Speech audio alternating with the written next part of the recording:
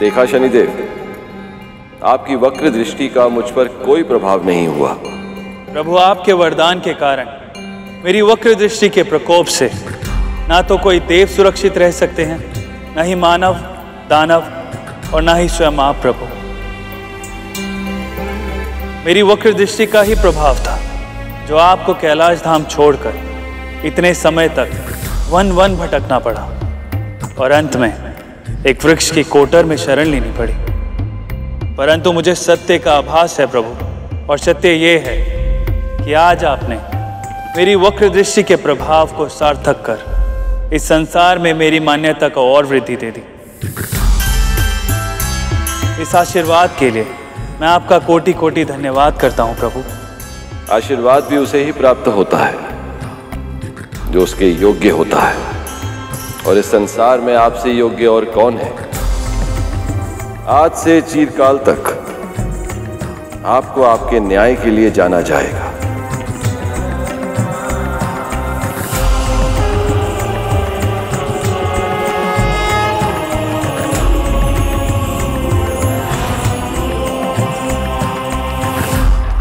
भगवान शिव का हमारी वक्र दृष्टि से सतर्क होकर छिपना महादेव की ही लीला है। भगवान शिव हमारे गुरुदेव हैं और वो ये भली भांति जानते हैं यदि एक गुरु ही शिष्य का सम्मान नहीं करेगा तो इस संसार में कोई उस शिष्य का सम्मान नहीं करेगा।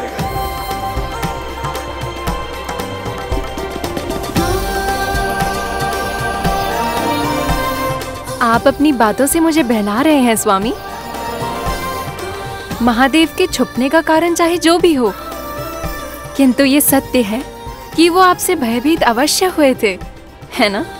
ये तो मैं नहीं जानता प्रिय, परंतु इस कथा के माध्यम से आपने हमें स्मरण करा दिया कि चाहे कितना भी कठिन क्यों ना हो, हमें अपनी दृष्टि सदैव नीचे ही रखनी होगी। और हम चाह कर भी आपको इन नेत्रों से कभी नहीं देख पाएंगे। परंतु प्रिय, आपका ये श्राप हमें आपको अपनी मन की आंखों से देखने से नहीं रोक सकता। हम आपको अपनी मन की आंखों से देख सकते हैं। आपका अनुभव कर पा रहा हूं। कितने सुंदर लग रही हैं आप, भोर की ओस की तरह शीतल, फिर भी प्रेम की ऊष्मा से भरपूर, देह को सुख का अनुभव कराने वाली वर्षा की तरह भावनाओं से ओतप्रोत।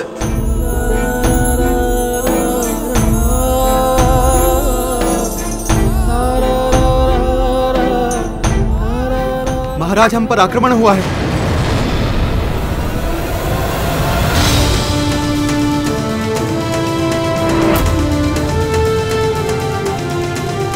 मेरी दृष्टि के प्रकोप से महादेव भी सतर्क होकर छिप जाते हैं, तो कौन है ये मूर्ख जिसने बिना आमंत्रण के मेरे गृह में प्रवेश करने का दुस्साहस किया?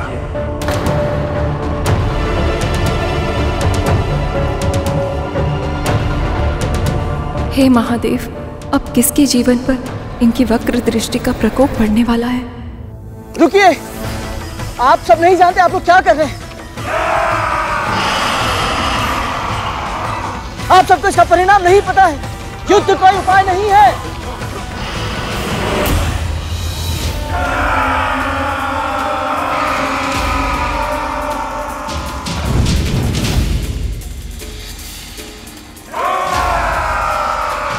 आप दोनों समझ नहीं रहे कि हम ये कितनी बड़ी भूल कर रहे हैं। मैं कह रहा हूं रुक जाइए, अब भी समय है। मैं कहता हूं रुक जाइए।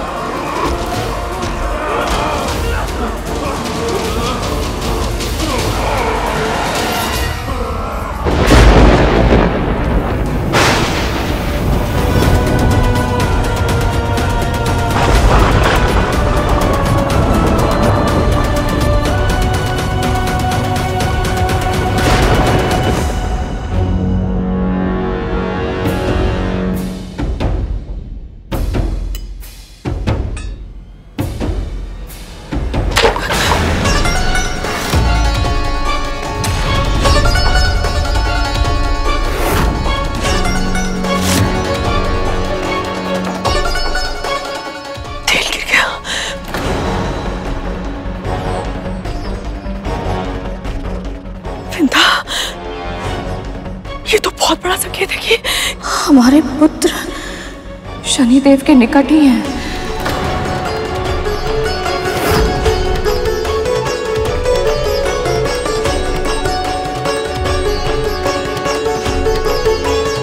अवश्य है गरुड़, जानबूझ के हमारे भाइयों को अपने साथ लेकर के आए ताकि शनिदेव की वक्र दृष्टि उन पे पड़े। और पहले भी कह चुकी हूं, मैं एक बार फिर से कहती हूँ, मेरा गरुड़ ऐसा कोई कार्य नहीं करेगा जिससे उसके किसी भी भाई का अहित हो।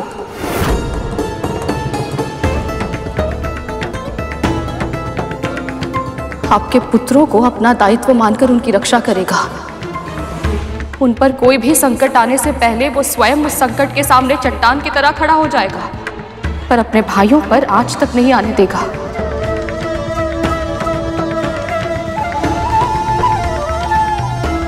बस हमारे पुत्र कुछ ऐसा ना कर दें जिससे शनिदेव रुष्ट हो जाए।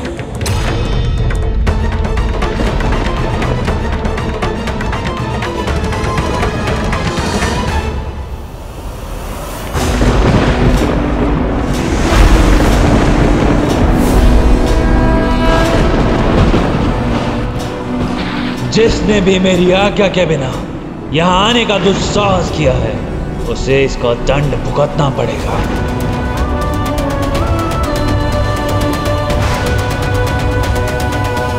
ये कैसा विचित्र परिवर्तन है वातावरण में, कहीं कुछ अनर्थ तो नहीं होने वाला है?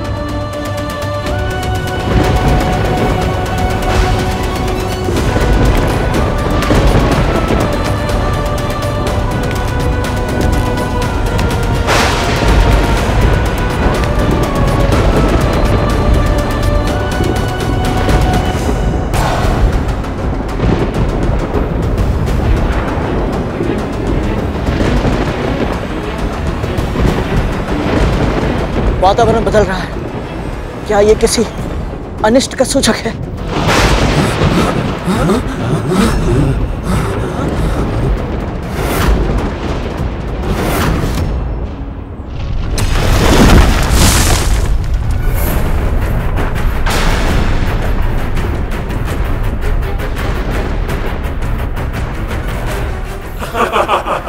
संभल कर, इसके किनारे बहुत तीक्ष्ण है।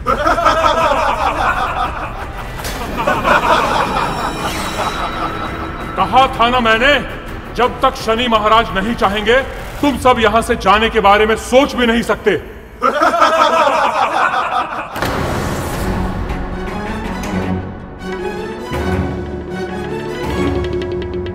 ऐसी कठिन परिस्थिति में क्या कर सकता हूं मैं? अपने नाग भाइयों को छोड़कर जा भी नहीं सकता। बड़ी मां ने मुझ पर विश्वास करके इन्हें मेरे साथ भेजा था। बंदी बन गए हम सब, पर मैं इस कारागार में नहीं रह सकता। मुझे घर जाना है। भैया!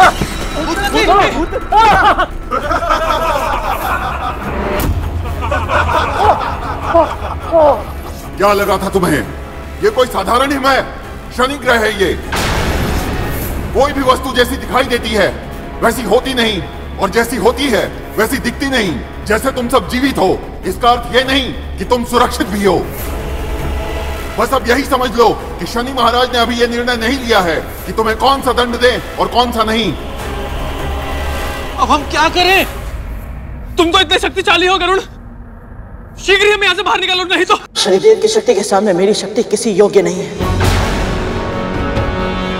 और इस ग्रह का गुरुत्वाकर्षण इतना अधिक है कि अपना पूरा बल लगाकर यहाँ से उड़ना तो दूर, अपने पंख भी फड़फड़ा नहीं सकता। तो हमें क्या करना चाहिए? समर्पण।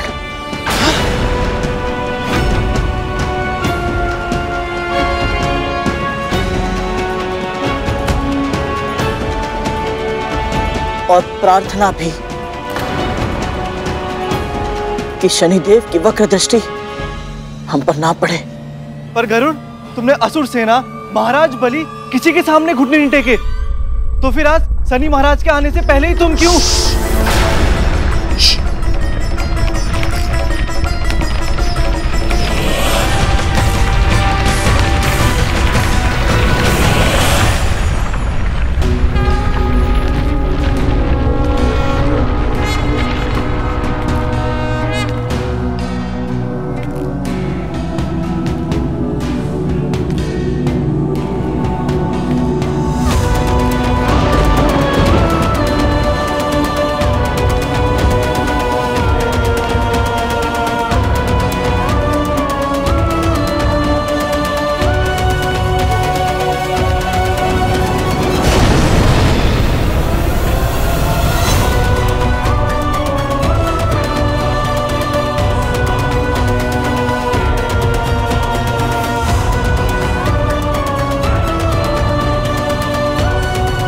समस्त संसार को यमराज से भय लगता है, परंतु वो तो वरदान है।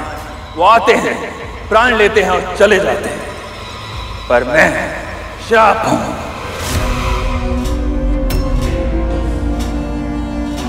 मैं जीवन का अंत नहीं करता, परंतु जीवन को मृत्यु से भी भयानक बना देता हूं। मेरी दृष्टि से कोई नहीं बच सकता, और जिस पर भी मेरी वक्र दृष्टि पड़ जाती है उसका संपूर्ण विनाश होना निश्चित है।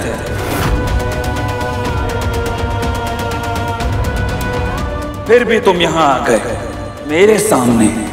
ये ग्रह मेरा घर है, मेरा निवास स्थान, और यहां बिना आज्ञा और बिना निमंत्रण के आने से तुमको दंड क्यों ना दूं मैं?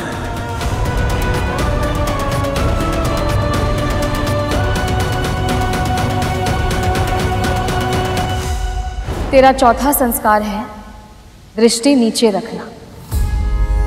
दृष्टि नीचे रखना?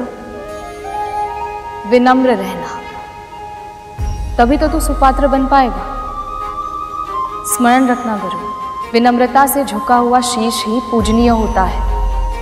माँ, किंतु झुका हुआ शीश तो दुर्बलता की निशानी होती है, और अहंकार पतन का कारण होता है। अपने चारों ओर देख कर कुछ वृक्ष अहंकार से तने खड़े हैं, किंतु कुछ वृक्ष स्वाभिमान और विनम्रता का संतुलन स्थापित कर वायु के साथ झूल रहे हैं। जब आंधी आएगी तो तने हुए शीश वाले वृक्ष धूल में मिल जाएंगे, परंतु अपने लचीलेपन के कारण विनम्र वृक्ष वायु के वेग के साथ झुक जाएंगे और आंधी बीत जाने पर फिर से खड़े हो जाएंगे। तुम सबको किसने भेजा है यहाँ और किस कारण से आए हो?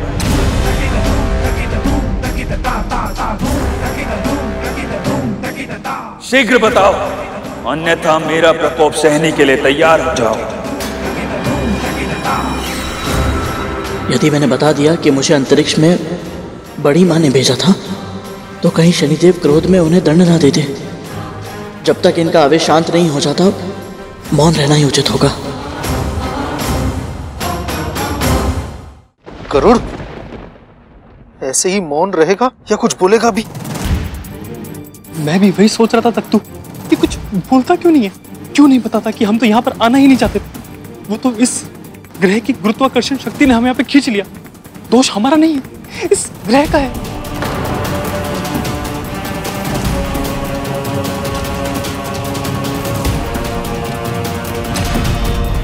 ये सब तो नाग है, उड़ नहीं सकते, तो तुम ही हो जो इन सबको यहां लेकर आए।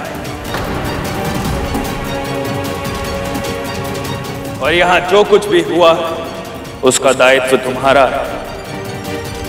यदि इसी क्षण तुमने मुझे सत्य नहीं बताया तो मैं तुम पर अपनी वक्र दृष्टि डालने के लिए विवश हो जाऊंगा।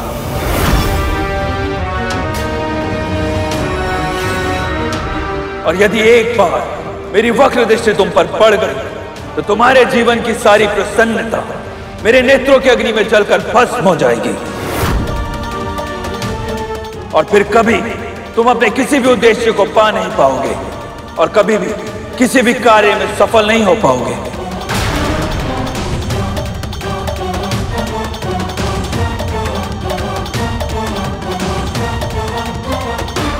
मैं ऐसा नहीं होने दे सकता। यदि सच में मेरे जीवन में शनि की साढ़े साथी लग गई तो मैं माँ को दास्ता से मुक्त कैसे कराऊंगा? मुझे इन्हें सत्य बताना ही होगा, और मैं नागों के लिए संकट का कारण नहीं बन सकता। तो फिर क्या करूं मैं? माँ,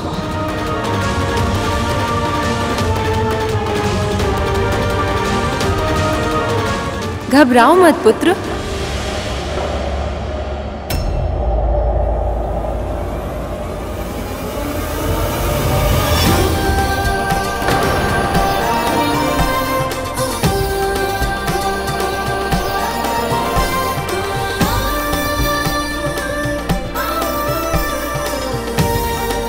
मेरे पति न्याय के देवता हैं। यदि तुमने कुछ भी अनुचित नहीं किया है तो इनसे भयभीत होने की कोई आवश्यकता नहीं है। जो भी मन में है स्पष्ट रूप से कहो।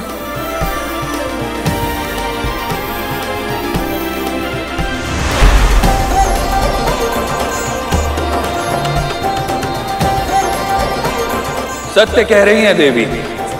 यदि तुम मेरे क्रोध की ज्वाला को फिर से प्रज्वलित नहीं करना चाहते तो यही समय है, स्पष्ट बोलो और सत्य बोलो।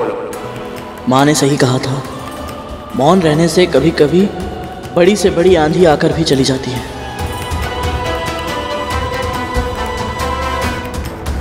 शनिदेव और देवी धामिनी को महर्षि कश्यप और माँ विंता के पुत्र गरुड़ का सादर प्रणाम। सत्य ये है कि मैं अपनी बड़ी माँ के आदेशों का पालन करते हुए अपने नाग भाइयों को सूर्यलोक लेकर जा रहा था, परंतु उल्का पिंडों की वर्षा के कारण हम अपना पथ भटक कर यहाँ आ पहुंचे। आपके सैनिकों ने हमें शत्रु समझा और हमें बंदी बनाने का प्रयास किया, और मेरे नाग भाइयों ने भी अपने स्वभाव अनुसार इनका विरोध किया, और यह युद्ध कब आरंभ हो गया पता ही नहीं चला। परंतु शनिदेव, मेरे और मेरे भाइयों के मन में इस ग्रह के निवासियों के लिए कोई दुर्भावना नहीं है, बल्कि मुझे तो ऐसा लगता है कि अवश्य ही मैंने कोई शुभ कार्य किए होंगे कि मुझे आपके दर्शन करने का अवसर प्राप्त हुआ। मैं धन्य हुआ देव। मेरे दर्शन करना तो दूर, समस्त संसार मेरी छाया से भी परे रहना चाहता है, और तुमने कहा तुम्हें हमारे दर्शन करके अच्छा लगा। यदि तुम हमसे भेंट करके इतने ही प्रसन्न हुए तो अभी तक मौन क्यों थे? मैं मानता हूँ शनिदेव कि आपके विश्राम में बाधा डालने के बाद, आपके हाथ में त्रिशूल देखने के बाद मैं कुछ समय के लिए भयभीत अवश्य हो गया था, परंतु आपके विषय में मेरी माँ ने मुझे जो कुछ बताया है उसका स्मरण करने के बाद आप मेरे लिए भय का कारण नहीं, वंदनीय है। शनिदेव, मेरी ही तरह आपने भी अपने जन्म से पहले अपनी मां की पीड़ा को न केवल पहचाना बल्कि उसे सहन भी किया। तो भला दूसरों की पीड़ा को अपनी समझकर सहन करने वाले आप किसी और के लिए भय का कारण कैसे हो सकते हैं? मेरी मां की तरह आपकी मां को भी उनके अपनों ने बहुत पीड़ा पहुंचाई है, पर फिर भी ना तो वो धर्म के मार्ग से हटी और ना ही आप। सत्य तो ये है कि बचपन में अनेक कष्ट सहने के बाद जीवन में उन्नति पाने के लिए आपने बहुत कठिन तपस्या की शनिदेव, तब जाकर आपको न्यायाधीश का पद प्राप्त हुआ। इसलिए हर मातृभक्त को आपका अनुकरण करना ही चाहिए। यदि तुम्हें लग रहा है कि हमारी प्रशंसा करके तुम और तुम्हारे सभी नाग भाई हमारे प्रकोप से बच सकते हैं तो ये तुम्हारी भूल है।